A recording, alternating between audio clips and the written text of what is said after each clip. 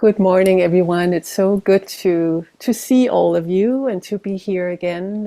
And thank you for somehow I feel like I'm closer up to people today, so I can see the faces a little bit better than last time, and that's really helpful because else it's this sense of sort of just speaking into a group of people where I can't actually see how you are responding to some of the information.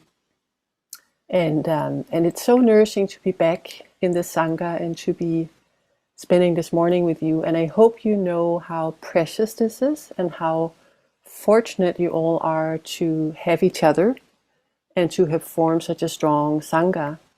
So as a visiting teacher, it's really noticeable, that you are showing up on a Saturday morning. I'm sure many of you could have many other important things to do, but that you are giving your time and energy to the sitting practice. And as we know from the teachings, this is a deep benefit to yourself, but you're actually also benefiting each other. It's a gift to each other to be sitting in Sangha. It's such an important part of the spiritual path, is to have that community together. So today we're going to speak about the last of the three characteristics, called not self, or Anatta in the Pali language. And this is actually a really interesting teaching in many, many ways. It's believed that at the time of the Buddha, other spiritual teachers, other spiritual traditions at the time, they were also teaching about the first two characteristics of impermanence and suffering. So those were sort of well-known teachings in India at the time. These teachings about everything is impermanent and everything is unsatisfactory. But the teaching about not self, anatta, was very unique to the Buddha's teachings. And actually, if we look around at all spiritual teachings, this is a particular teaching that is really unique to the Buddha himself.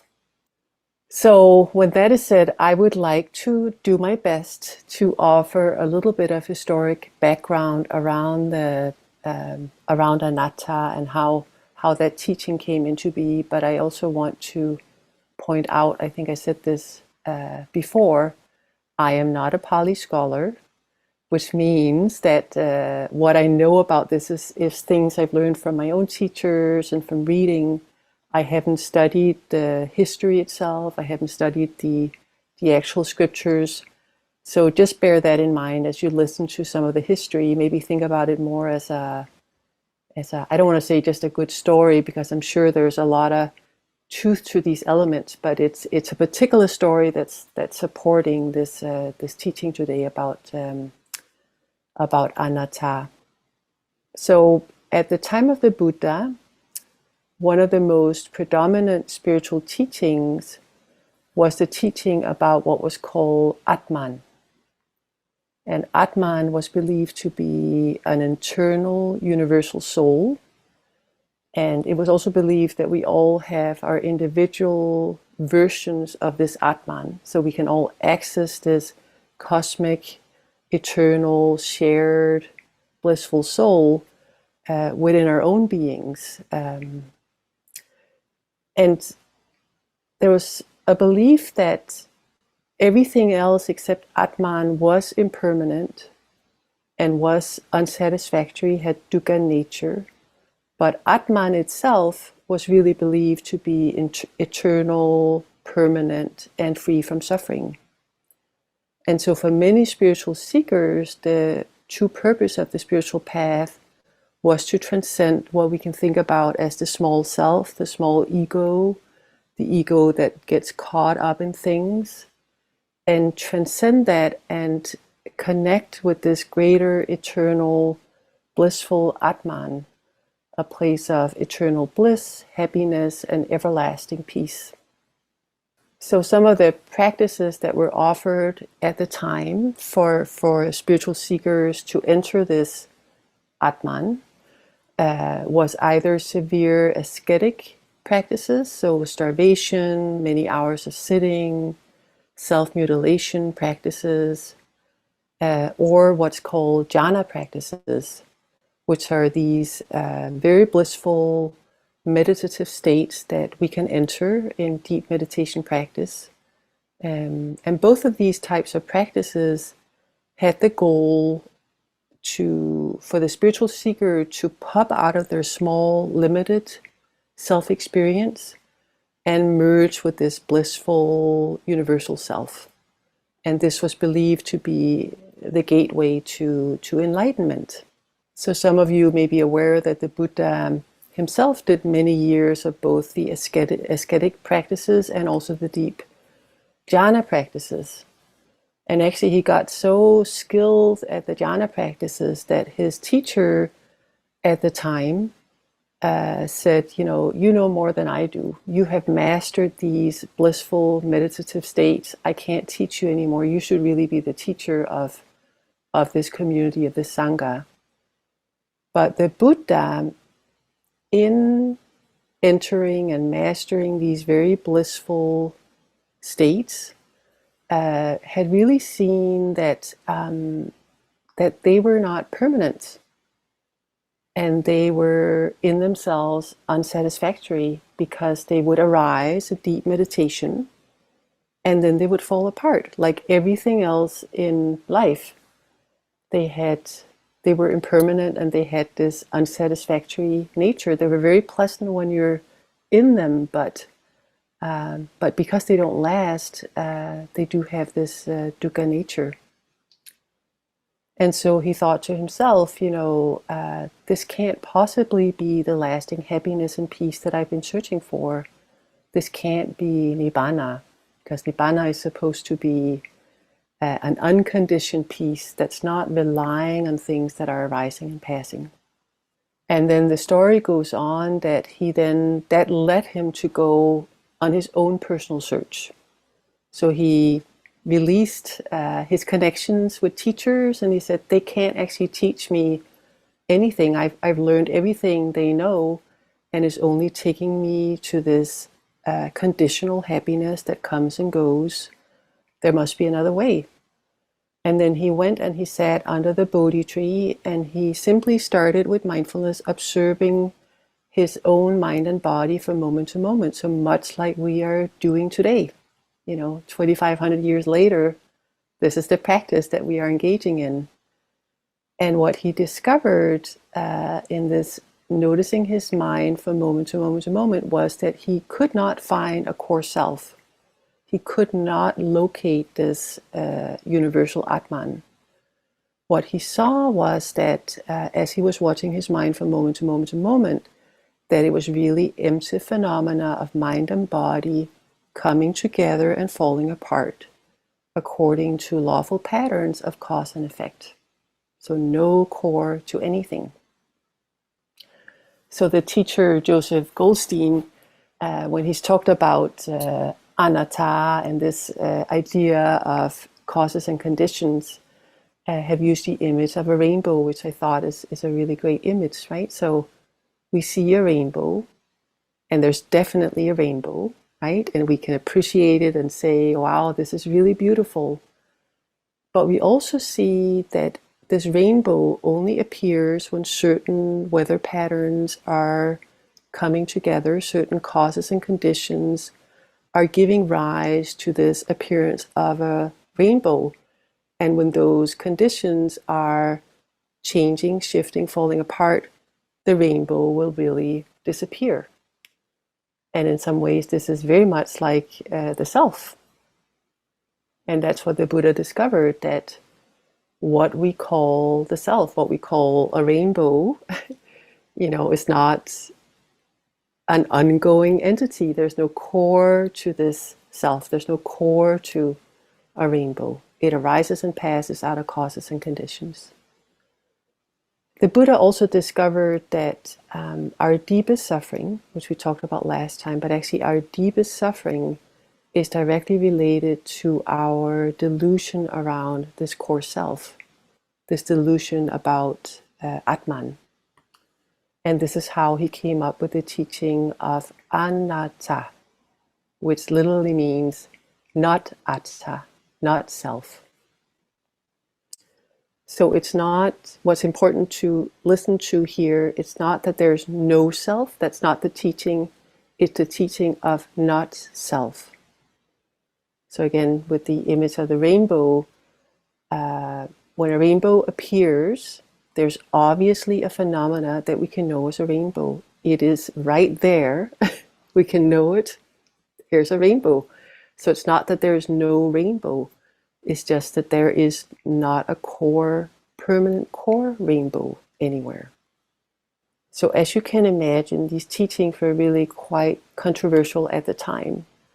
And in some ways, I think they continue to be controversial.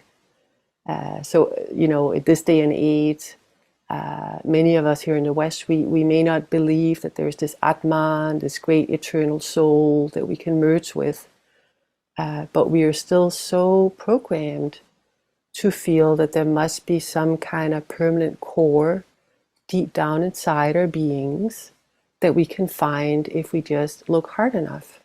And actually, a lot of what we do is searching for this core, because we have this deluded belief that it should be there if I just try hard enough. I must be able to find my true authentic self. And when I find my true authentic self and really get to know that really well, then I'll have this lasting happiness. So the teachings of Anatta can sometimes feel really unsettling to us. Sometimes we feel a sense of fear when we're contemplating this absence of a core self. And we may feel that this is an invitation for us to give up ourselves. And as we do that, we're going to fall into some kind of empty nothingness, right? We'll be eradicated. But the paradox, the funny thing is that we don't need to give up ourselves because there was never a self. Right? So we can't give up something that wasn't there. It's already not there. It's more a matter that we align with what's already true. That's really the path here is recognizing and aligning with what's already true. So although there's no governing core, there's no big motherboard controlling agent behind our experiences, no core self, what there is there's a stream of unfolding mind moments. And this is sometimes in our tradition referred to as the mind stream. And at the time when there are deep and reorganizing insights into the truth of Anatta, we are set to enter the stream of the Dhamma. And this is when we deeply understand that this mind and body is nothing but a fluid process. And as we really understand, oh, this is all fluid, there is no core anywhere, there is a big sense of freedom that comes from that. And the freedom is that we release trying to solidify our experiences around this illusion of a core self, which takes a lot of energy. It takes a lot of effort trying to solidify something that is actually fluid in its nature. But what's really important for us to remember, especially if there's a little tenderness inside around this topic, which there often is, it can be a little bit, it is a bit of disorientation that can happen. But what's really important for us to remember is that we're not denying our felt experience of a self. Again, it's not no self, but it's not self. So we do have subjectively, we have a felt sense of a recognizable self.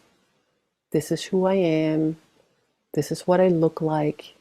This is what I like. This is what I don't like. These are my preferences. These are my goals. These are my relationships. All these things. And others also, we also perceive others to have recognizable selves, right? Okay, this is Dan who just introduced Kristina, and I don't know Dan that well, but Dan might be like this, and he has these interests, and he's like this, and so there's something recognizable within ourselves and within others that certainly feels like there's a self there, there's a relative self there. And actually, the Buddha when when people would ask him, is there a self or is there not a self? What are your teachings around this? He wouldn't engage with those conversations. He said, that's not important. What I want you to do is sit down and watch your own mind stream and see, can you find a core, permanent, eternal, everlasting self in there? So we need this sense of relative self. So again, just to comfort any worry that might arise, it's totally okay that we have this sense of self. It's really important for us to function in the world. And we would be really lost if all we felt was, oh, there's all these empty phenomena unfolding from moment to moment to moment. We would have a really hard time navigating life, making choices, making plans, being in relationships, having commitments. If we didn't feel a sense of, this is who I am, this is what I like. And actually people who don't have a coherent sense of self, who don't have this sense of a relative self, they're often quite unwell and they may get a mental health diagnosis. So we need some sense of stable sense of self. But again, we can think about it as a relative self and not as a core self. So what is it we can call a relative self? What makes up this relative self? This feeling that we are recognizable to ourselves and we can recognize other people. What's making up this relative self is actually our habitual habit patterns of behavior, habit patterns of mind, habit patterns of speech, habit patterns of intentions, habit patterns of actions. And these are called sankharas in the Pali language. And so these are patterns of deeply conditioned habits that starts forming from the time we're born. And if we believe in multiple lifetimes, they've been forming, lifetimes ago, right? There's a lot of momentum to these habit patterns. So we might have a habit pattern of being very, very self-critical, or perhaps feeling easily angry with other people. And these are just sankharas that we take to be our personality. So although self-criticism, again, it in certain situations, like the rainbow, it comes together, it forms. Here's a moment of self-criticism that has, feelings in the body, it has certain thoughts that goes along with it, it has certain action that goes along with it. And then when the conditions change, that particular constellation then falls apart again. So just as a thought experiment for yourself, what would it be like for you if you turned the perspective from the solid self to a relative self? If you can think about a particular habit pattern, what would that be like? So it might actually just be a slight change, but a very noticeable change. So for example, with the pattern of anger, when there's anger arising, we may have the thought, I'm a very angry person. This is who I am. I've always been angry. I'll always be angry. It's going to be like this. This is a core feature of me. But if we turned it to this more relative self, we might say to ourselves, okay, in this mind stream, there are these habitual patterns of anger that gets activated under certain conditions. And when those conditions fall apart, that patterning around anger falls apart. Look at that, arising and passing due to conditions.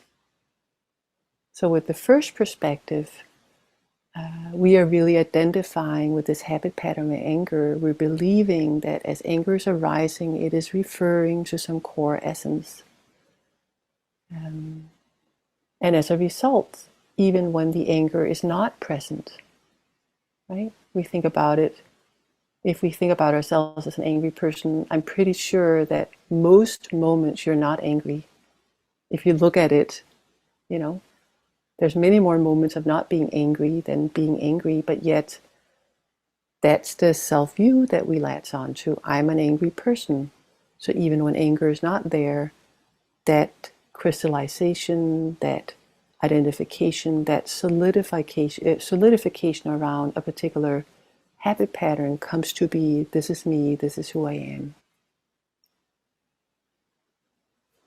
And with the second perspective, we can be way more creative and compassionate because we don't feel it points to a core self.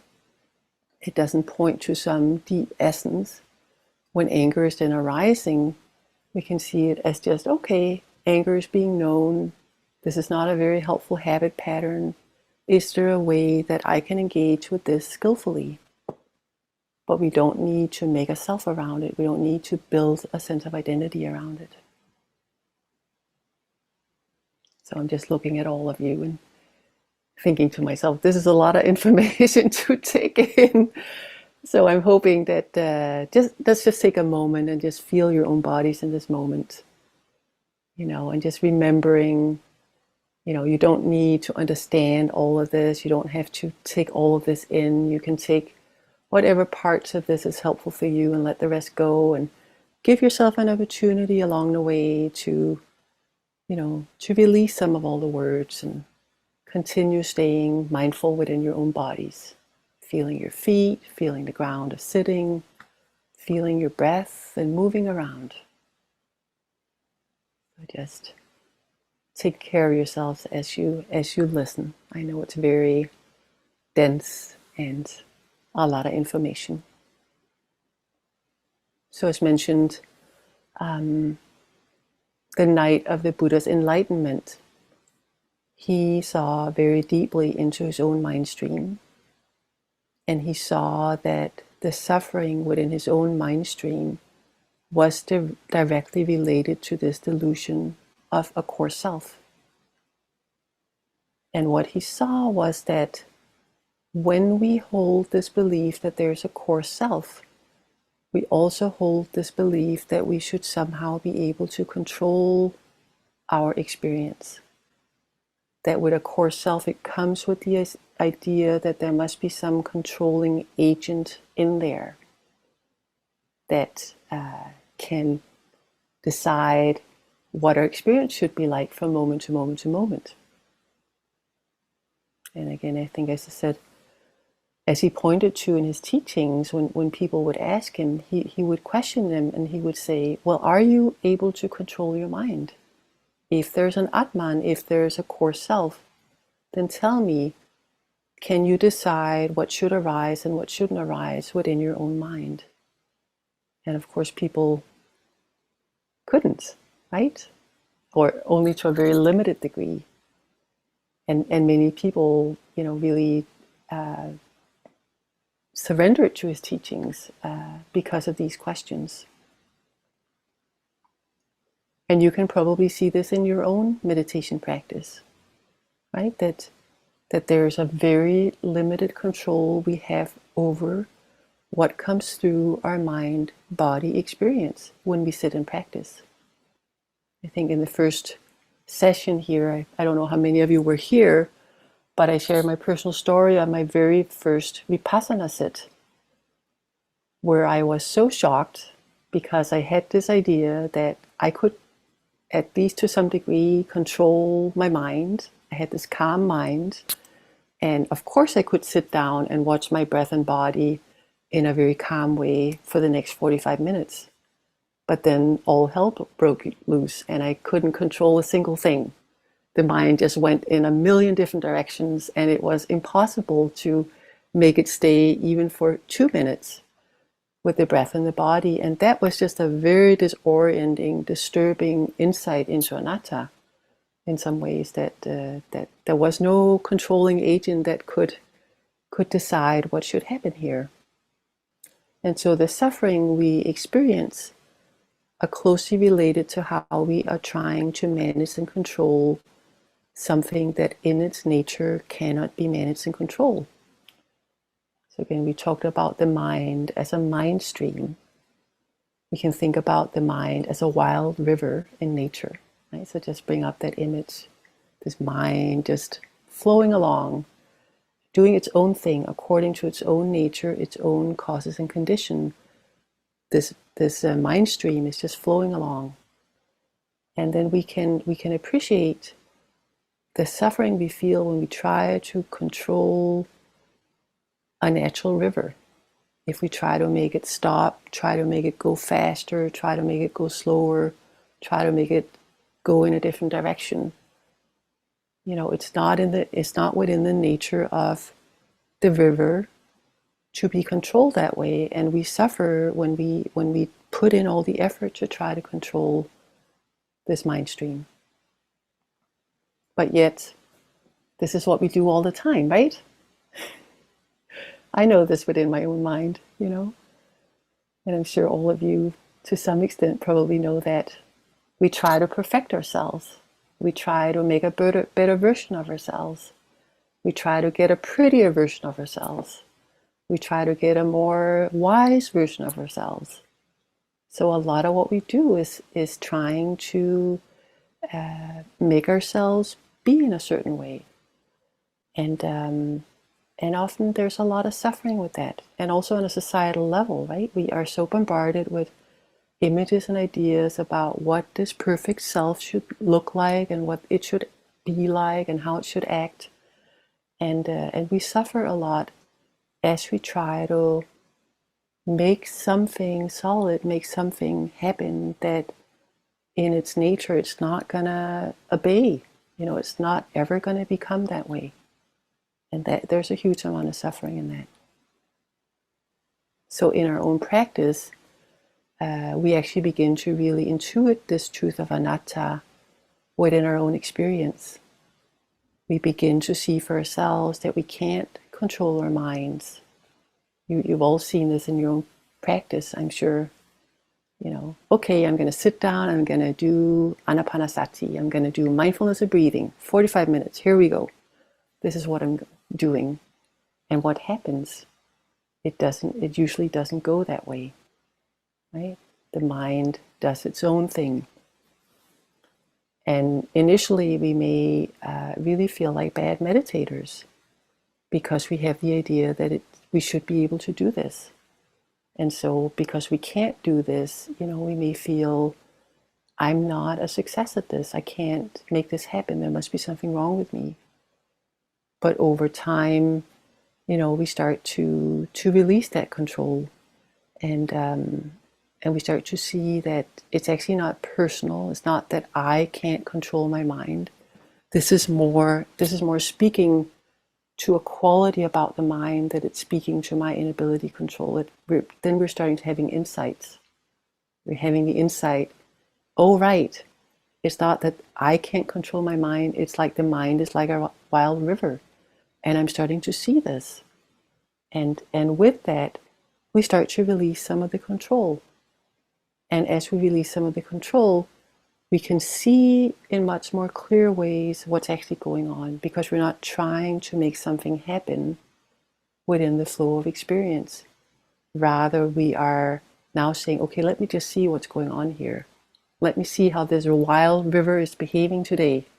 Let me see what direction it's moving in. Let me see how it's flowing. Let me just observe all of it. And as we do that, we start to see the causes and conditions of the mind stream. We start to see what leads to what. And I know you've all had some insights into this. So for example, the habit pattern of striving, right? So we notice there's striving in the mind. We want a certain result. We want something to happen in our practice. And then we notice, okay, with this attitude of mind, what happens? The mind tightens up, the body tightens up, and then there's restlessness arising out of that. So the aim or the wish to be able to be more continuous with the practice, with the striving mind, all of a sudden we have a very restless mind. And then we may have the thought, I'm a terrible meditator, I'll never learn to meditate. But it all in some ways started with this striving in the mind. And we start to begin to see those patterns of causes and conditions and how one thing leads to the next as we let go and release the control. And so there's a deepening insight into Anatta that happens in our practice. So we started a little bit later today, and also thinking this is another very complex teaching, but I did want to talk about what's called the 5 aggregates of experience, because the Buddha put a lot of emphasis on seeing these 5 mental phenomena within our experience, seeing them arise and pass away is actually how we have these very deep insights into Anatta. But I think we will leave that for another talk. It's actually a whole Dhamma talk on its own. But for those of you that are interested, maybe we can have another conversation another day, or you can look it up yourself. But that's really in deep meditation, seeing the 5 aggregates and seeing the arising and passing of these mental processes is in some ways what leads to very deep openings to Anatta. But what I did want to end with is, now we've talked a little bit about how the delusion of a core self is related to suffering. So I want to end with talking about how the understanding of Anatta is connected to greater freedom, greater well-being, greater peace. And so I have another thought experiment for you. So if you can recall the last time in your life when you felt even a relative sense of well-being, ease, connectedness, presence, joy. So just take a moment and call that up.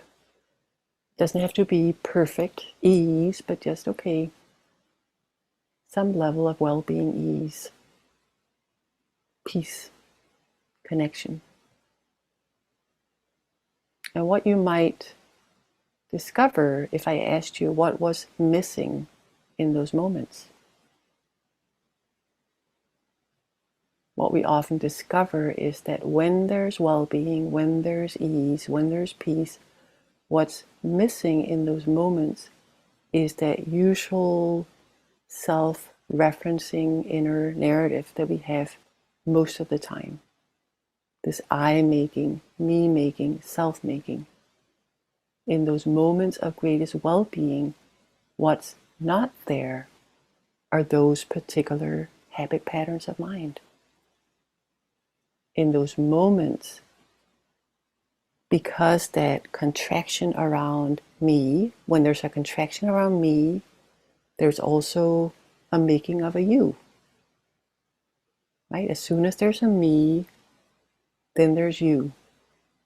So there's this self-othering experience that happens all the time, where we feel some kind of constant barrier, a lack of connection, a sense of separation with all life.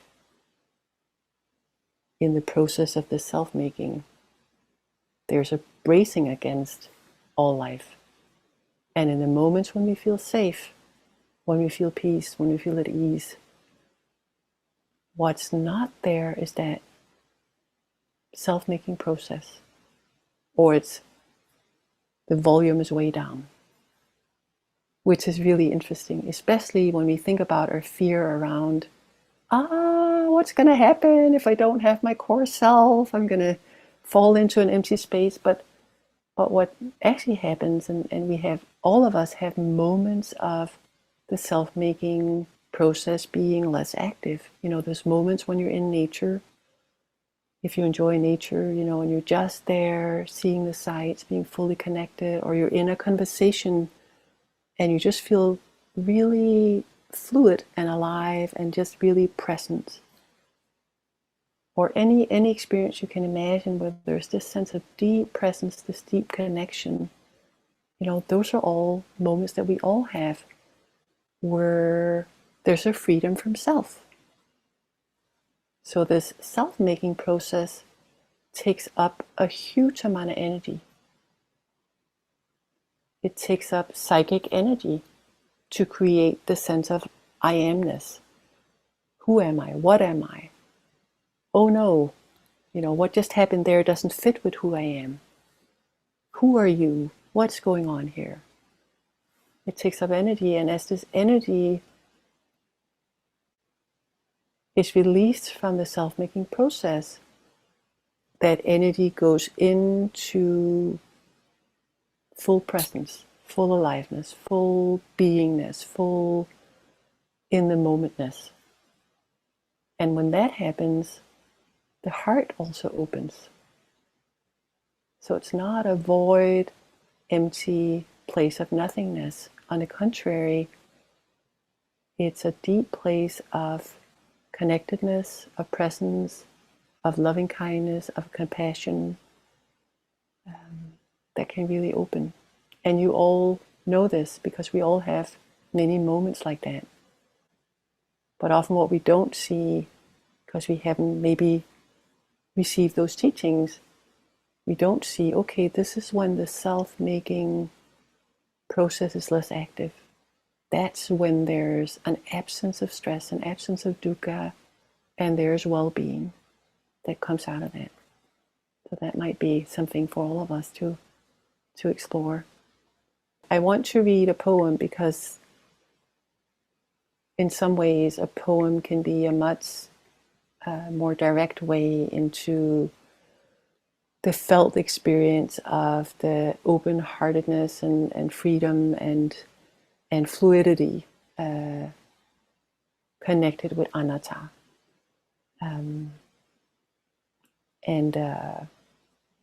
So I want to invite you to listen to it as a type of meditation. And again, if it doesn't resonate for you, don't feel like you have to take it in. Just let yourself, let your body, let your heart take it into whatever level feels right for you this morning. So it's a poem by Roger Keyes, and it's called Hokusai Says, and some of you may have heard it before or have heard me read it before. It's a poem that I really like. Hokusai was a Japanese painter. He painted the image of the mountain and the waves, or if some of you can call that up. And so this poem is imagining what Hokusai would say directly to us. We only have his pictures. We don't have his words, but Roger Key is imagining what Hokusai is trying to point to in some of his teachings. Hokusai says, look carefully. He says, pay attention, notice. He says, keep looking, stay curious. He says, there is no end to seeing. He says, look forward to getting old. He says, keep changing. You just get more of who you really are. He says, get stuck, accept it, repeat yourself as long as it's interesting. He says, keep doing what you love. He says, keep praying. He says, every one of us is a child. Every one of us is ancient. Every one of us has a body. He says, every one of us is frightened. He says, every one of us has to find a way to live with fear. He says, everything is alive. Shells, buildings, people, fish, mountains, trees. Wood is alive. Water is alive. Everything has its own life. Everything lives inside of us. He says, live with the world inside of you. He says, it doesn't matter if you draw or write books.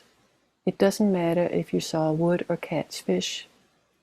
It doesn't matter if you sit at home and stare at the ants on your veranda or the shadows of the trees and the grasses in the garden. It matters that you care. It matters that you feel. It matters that you notice. It matters that life lives through you. Contentment is life living through you. Joy is life living through you. Satisfaction and strength is life living through you. Peace is life living through you. He says, don't be afraid, don't be afraid. Look, feel, let life take you by the hand. Let life live through you. So let's just sit for a moment together and take in those words.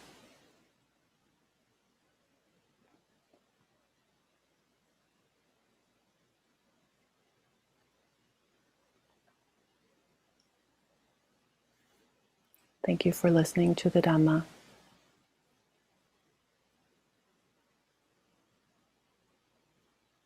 So taking your time to release all the previous moments, all the thoughts that's been moving through your mind, all the words that's been shared, a few minutes of activity, letting all those moments be on their way and coming into this moment, right here, right now. Taking a little bit of time to feel into your still posture, moving, shifting in any way that feels like a support for you. Knowing that this basic sense of well-being is really important for the settling of the heart-mind.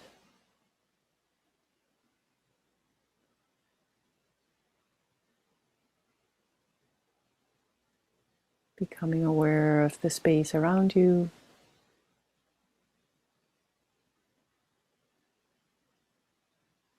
becoming aware of your body in space.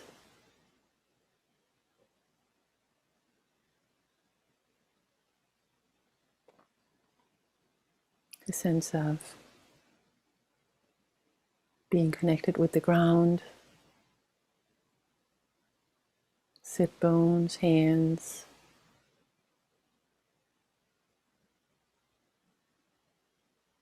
if you're sitting up, the spine being upright.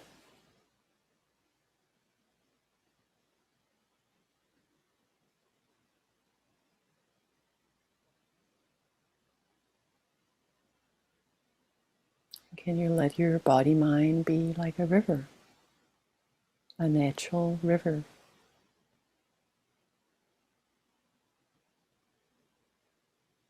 So just listening into the currents of the river in this moment.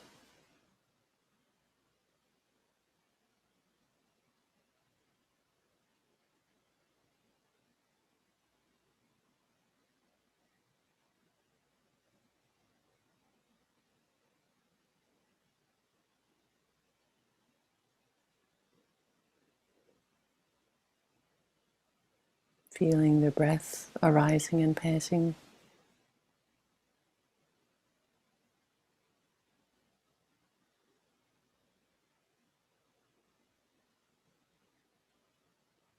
Maybe the whole body is impacted by the breath. No need to try to localize the breath right now, but perhaps just feeling the rhythm of breath and how each inhale and exhale is touching all parts of your body in this moment.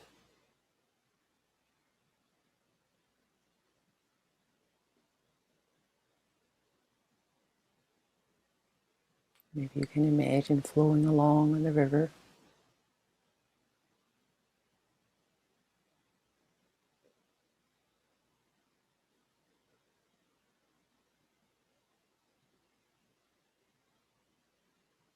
Can there be some ease and appreciation of that flow?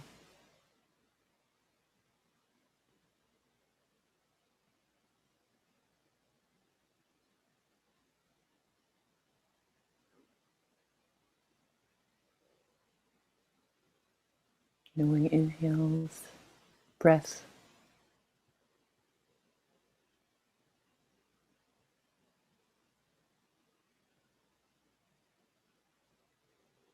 and just like a river, a natural river, also noticing how each breath is different than the last one.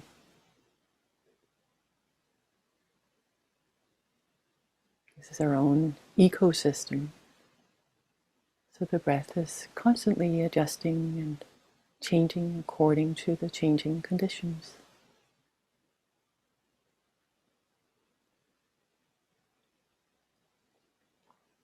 Sometimes there's a deep breath. Sometimes there's a shallow breath.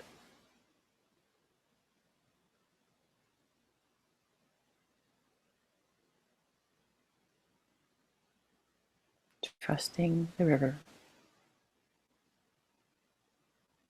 Trusting that this body knows how to breathe.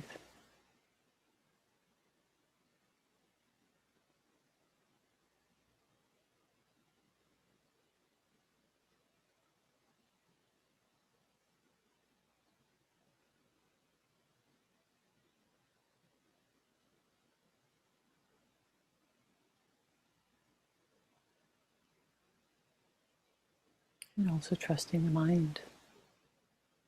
The mind also has a natural flow.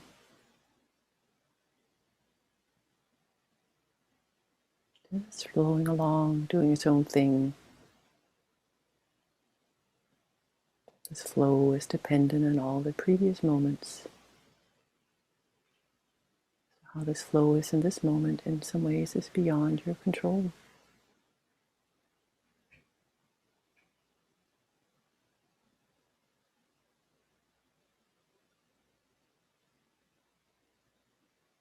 All the previous moments giving rise to this particular mind arising right here, right now.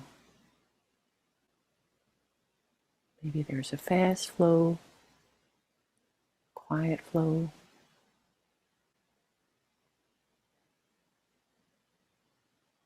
Not self, not me.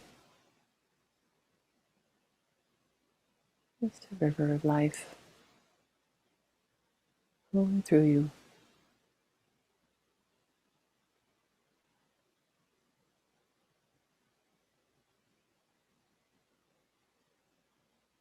So making space for whatever type of flow is present for you in this moment.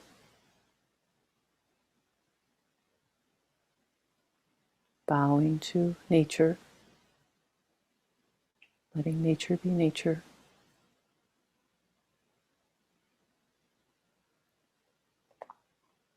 And yet, also noticing that there might be a wise relationship with this particular flow.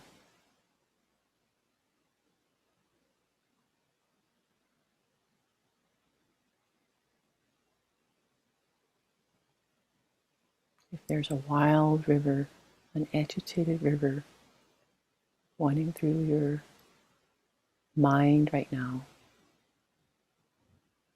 perhaps just giving it space to be wild, grounding in the body, letting all of that agitated energy ripple out.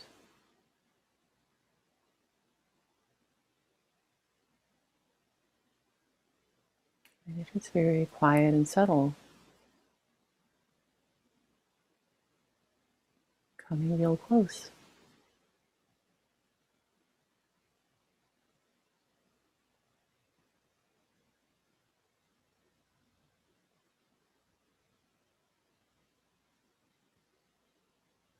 Even within a very quiet stream, there's still some shifts and changes and ripples.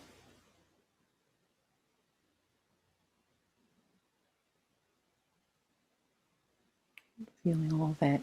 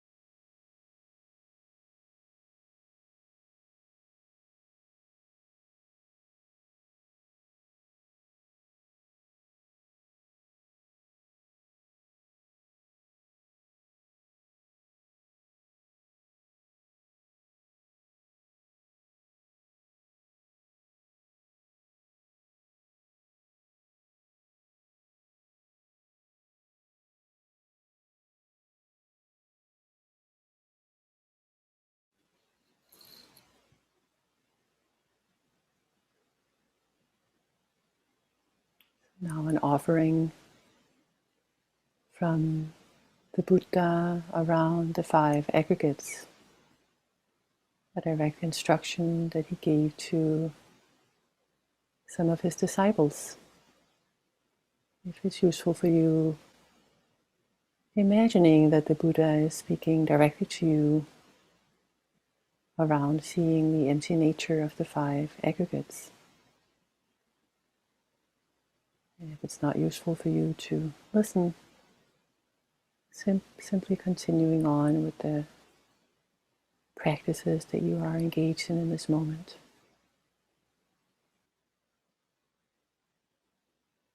So addressing his group of disciples, the Buddha says, meditators, suppose that this river Ganges was carrying along a great lump of foam.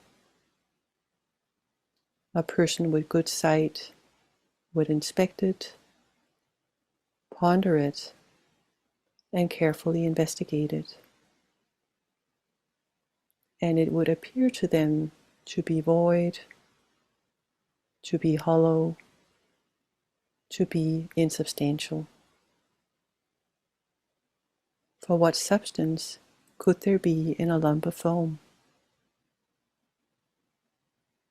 So too, meditators, whatever kind of form there is, whether past, future or present, internal or external, inferior or superior, far or near, a meditator inspects it, ponders it, and carefully investigates it, and it would appear to them to be void, to be hollow, to be insubstantial. For what substance could there be in form?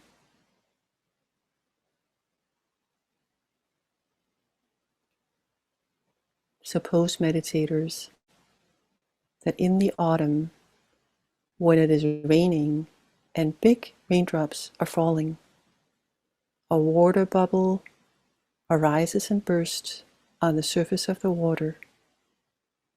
A person with good sight would inspect it, ponder it, and carefully investigate it, and it would appear to them to be void, to be hollow, insubstantial. For what substance could there possibly be in a water bubble? So too, meditators, whatever kind of feeling there is, whether past, future, or present, internal, external, inferior or superior, far or near, a meditator inspects it, ponders it, and carefully investigates it, and it would appear to them to be void, hollow, insubstantial. For what substance could there be in feeling?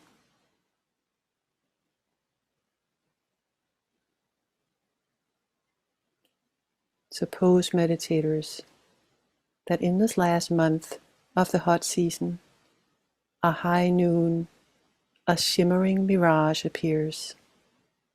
A person with good sight would inspect it, ponder it, and carefully investigate it, and it would appear to them to be void, hollow, insubstantial. For what substance could there be in a mirage? So too, meditators, whatever kind of perception there is, whether past, future, or present, internal, external, a meditator inspects it, ponders it, and carefully investigates it, and it would appear to them to be void, to be hollow, insubstantial. For what substance could there possibly be in perception?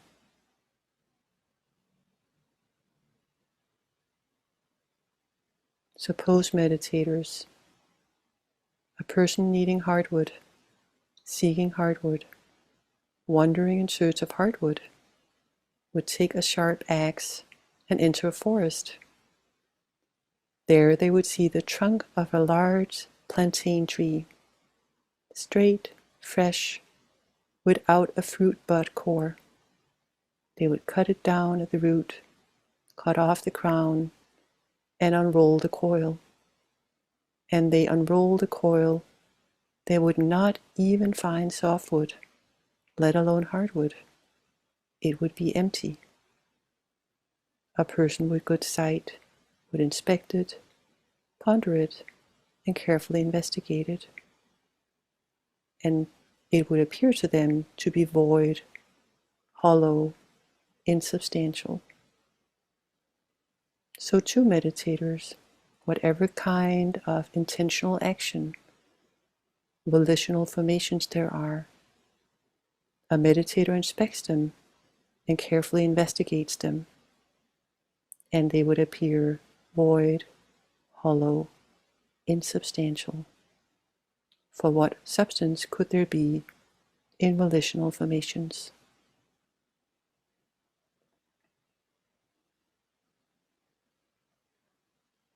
Suppose, meditators, that a magician or a magician's apprentice would display a magical illusion at a crossroads. A person with good sight would inspect it, ponder it, and carefully investigate it, and it would appear to be void, hollow, and insubstantial. For what substance could there possibly be in a magical illusion? So too, meditators, whatever kind of consciousness there is, whether past, future, or present, internal or external, a meditator inspects it and ponders it and carefully investigates it, and it would appear to them to be void, hollow, and insubstantial. For what substance could there possibly be in consciousness? Seeing thus, meditators, the instructed meditator experiences disenchantment towards formations, disenchantment towards feeling, disenchantment towards perception, disenchantment towards volitional formations, disenchantment towards consciousness. Experiencing disenchantment, he becomes dispassionate, and through dispassion, his mind is liberated.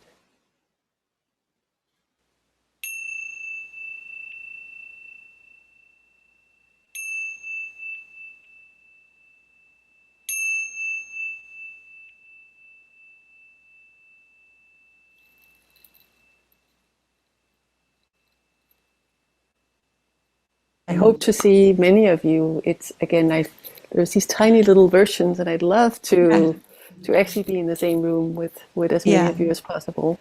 Take good care. Thank Bye. you. Bye bye.